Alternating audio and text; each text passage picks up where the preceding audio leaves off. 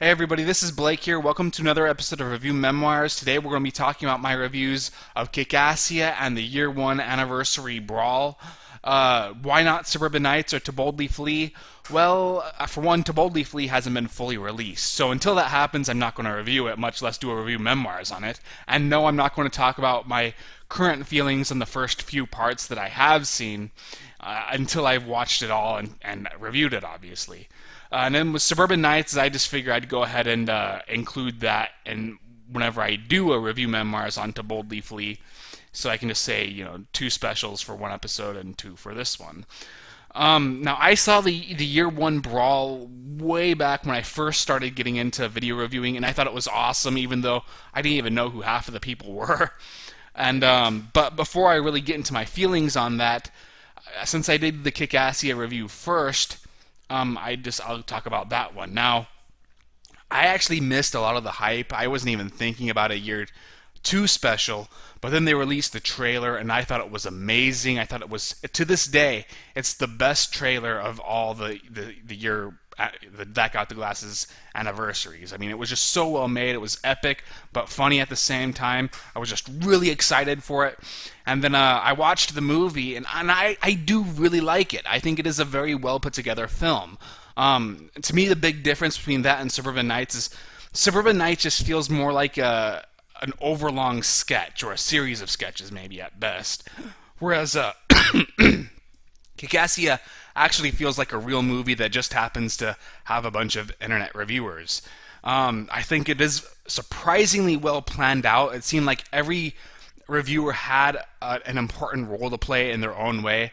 Everybody has at least one or two moments to shine, except Handsome Tom, which, even though I give him a lot of crap, I don't dislike Handsome Tom or anything. In fact, he's one of the few that got the glasses reviewers whom I haven't even seen a review of his yet. I'm not sure how that's happened, but I did like him in the year one Brawl. It just seems like he was really underutilized in Kickassia. And so when I keep poking fun at him in that, it's nothing personal.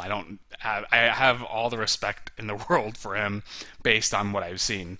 But they did a good job at balancing the screen time amongst all the different reviewers, and the newer reviewers got a little bit more emphasis compared to the ones who already appeared in the year one Brawl, which I really like too, because in a way it's like introducing them and to the realm of crossovers and stuff like that. Now, I had seen Film Brain, the Cinema Snob, and what else did I see?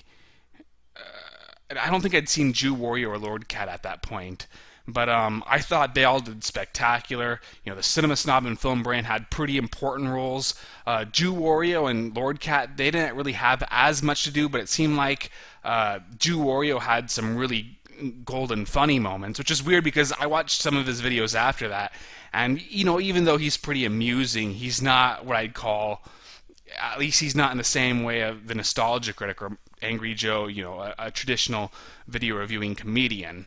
And Lord Cat, he got injured apparently on set, so he couldn't do a whole lot, but even his few moments I thought really stood out, and that's a good thing. So I liked that, and I liked the plot in general. I thought it was a good send-up of those revolution type movies where a government is overthrown and the people who pretty much take over become what they initially hated. I noticed all those conventions, and they had a lot of fun with those conventions. As I said, I really felt with Kickassia that it took quite some time to write. Now, whether that was really the case, for all I know, Doug Walker wrote it on a napkin on the way to film it, but I'm just saying what it looks like on screen. It looks like there was a lot of effort put into writing it, and that's, to me, one of the major differences between Kickassia and Suburban Nights. Is with Suburban Nights, I just never really felt that there was a whole lot of effort into the script. So regardless of how much time was spent into it, I thought Kickassia really worked out well. Now, the directing I thought was good too, but you could still tell that the Nostalgia Critic was pretty new at this. That I'm not sure if this was his first full-length feature or what, but there are a few down moments. It's not a perfect movie. The lighting's kind of awkward at points, and there are some slow moments, especially in the beginning. But overall, I had a lot of fun with it. I really enjoyed it, and I couldn't wait to review it.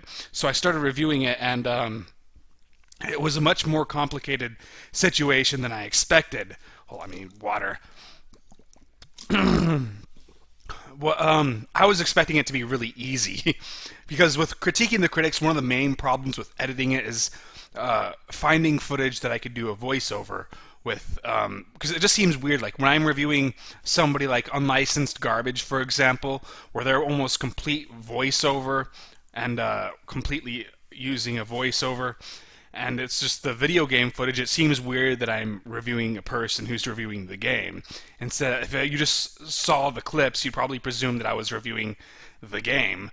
But so with Kickassia, I figured it would be easy because since I'm reviewing the movie, I'm obviously just showing clips of the movie. But it wasn't that simple. I kept changing the script, which is sad because I no longer have the script, unfortunately. I could not find it. The computer I used at that time had crashed, and then I'm pretty sure another computer crashed since then. But this computer, like the one I'm using right now, this is like the fourth computer we've been through. But whereas my private computer, even though it's a lot shittier, it seems like it has a much more reliable lasting life. But where was I? I completely lost my train of thought. Oh shit. Oh, I'm sorry. I'm so sorry. Oh yeah, I was just talking about making it. So I kept changing the script and adding in these jokes that I thought were really funny at the time, and you could tell that they were just kind of tacked on. And at the time, I thought it was okay, but even then, a few parts really stood out to me as awkward, such as when I try to imitate the Nostalgia Critic. And there's this one part in that movie where I did think the Nostalgia Critic went so over the top to the where it became more annoying than funny, and that's when he says something like, "What can't we do with our own country?" And he does it in this real hammy way, and I tried to imitate that in a way where I'm sort of also making fun of one of his gags where he talks about how people would overact. And but it seemed really stupid even then. I don't know why I didn't just take it out, but I didn't. But so I finally got it up, and it did well. Most people seem to like it. It got a lot of hits. To this day, it's one of my more popular or my more watched videos. But it has aged horribly. For one, the audio is just as sucky as it was always back then. My words don't often match my mouth. Major problem. I'm really bad when it comes to enunciating. My word use is very redundant, and it's just a mess to watch. I thought my acting was terrible. The gags were horrendous, and it just wasn't a very well put together film. In fact, I eventually had to stop it because I was so embarrassed at how bad it was. And I wasn't the only one who felt that way, because that's the review that introduced me to this lovely group of people on the internet who are very nice and very supportive. They're no longer around, but they were called the Busy Street. So they saw that, and they didn't do an article on it, but since I announced I was going to do my Mars Girl review next, they waited until I did that. Then they made an article on the Mars Girl review with a side note that they could even get through this Kickassia review. Well, I completely sympathize with them there. I couldn't get through it, and I made it. I made the stupid video. So that was awkward. And then, so moving on, since this is taking quite some time, I didn't mean to spend so much time on the Kickassia review. For the most part, though, I don't like the review, but I like the movie, and unfortunately, I don't have the script nor any indications that there were any deleted scenes. There probably wasn't, since I was throwing in so many shitty gags that I should have made deleted scenes. But whatever. So, Suburban Nights was coming out a year later, and I wasn't really sure what to do. So I figure, why not just do the year one Brawl right before that comes out, because it'll be really easy, because I've seen it before and I don't have a whole lot to say about it. So I started putting that together, and originally it was actually going to be a 3-part video, but it would be the first part was the year one Brawl, the second part was going to be like a Kickassia retrospective, and then the third part would be my review of Suburban Nights. Now, when I was writing that, I just eventually decided to take out the Kickassia retrospective in general and make it so the first episode was the year one Brawl, the second and third episodes would focus on Suburban Nights. But even then, I just didn't like that for some reason, so I just decided to make Suburban Nights its own review, not thinking it would go on for 3 freaking parts. But So I just did this real short video on the Year 1 Brawl, and it's fine. I'm not embarrassed by it, but it's really short, and I thought I did a good job critiquing it. One thing that I loved about the Year 1 Brawl is just how it's shot, and I love how the music fits in with everything. The music and how it's used is really badass in that movie. And one of the things I liked also about Kickassia is it's almost ironic how, they're making some real epic looking sequences, but at the same time they're funny. Suburban Nights just felt like a joke from beginning to end. There's no real sense of irony. There's never any legitimate attempt to be awesome, except a little bit at the end.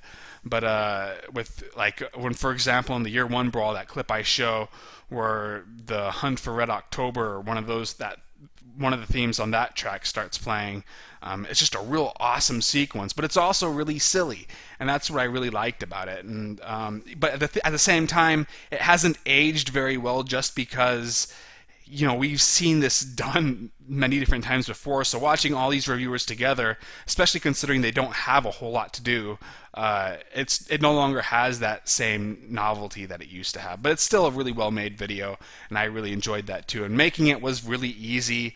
But the fun thing about that is, well, first off, there was one scene I changed. The very end of the video where I start talking about Suburban Nights, it was initially supposed to be a lot shorter. I was just going to say, it's too bad that Suburban Nights kind of blows, and it would end right there. But then I decided that I was kind of oversimplifying it, and maybe I pussied out a little bit, and I decided to elaborate a little bit more on how it wasn't so much that I hated Suburban Nights or that I thought it sucked. It lacked what I liked about the first two movies. And but at the same time, one thing that was interesting going back and reading my original script is my original script was completely different, and you could actually find that on the page on my website that hosts this video.